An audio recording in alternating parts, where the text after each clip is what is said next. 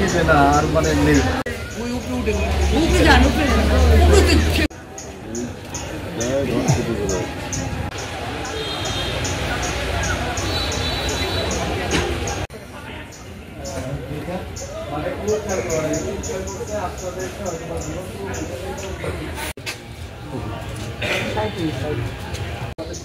মানে আমার কাছে মনে হইলো হয়তো বা জীবিত হয়ে গেছে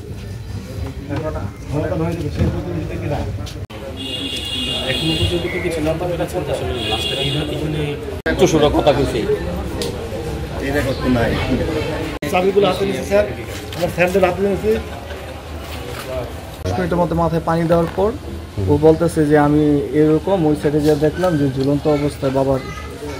তো এটা শোনার পরে আমি এটা সকাল আনুমানিক কয়টার দিকে? এটা সকাল ভোর রাত আর কি অ্যাকচুয়ালি একেবারে বলতে গেলে ফজর নামাজ ঠিক আছে ওই সময় বললো। তো বলার পর আমি আর আমার এক খালাকে নিয়ে সাথে সাথে আমি এই সাইডে চলে আসলাম। চলে আসা দেখি আমিও দেখি যে ঝুলন্ত অবস্থায় উনি মানে ঝুলন্ত অবস্থায় দড়ির সাথে ঝুলতেছে।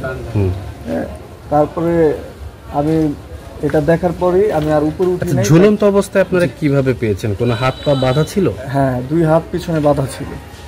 আচ্ছা, আর পা কি বাঁধা ছিল? পা বাঁধা ছিল। আচ্ছা, সর্বপ্রথম কি আপনিই নামিয়েছিলেন? জি। আচ্ছা, তারপর একটু ঘটনাটা বলুন।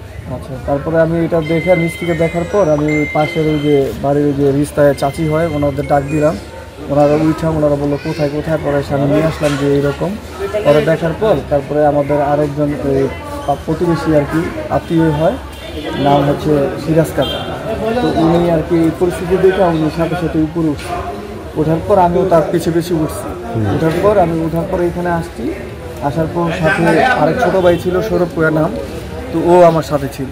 তা আমি বললাম যে একা তো নামাইতে পারবো না, তুমি এক কাজ করো, আমার মনে হইতেছে যদি এখন রিসেন্টলি যদি ভিতরে যদি ভুল থাকে জীবিত থাকে তাহলে হসপিটালে নিলে ভালো হইতে পারে। তো আমি সেইটা ভাইবা তারপরে 2টা খুলে নামাইছি। নামানোর পর দেখি যে আর বেঁচে না।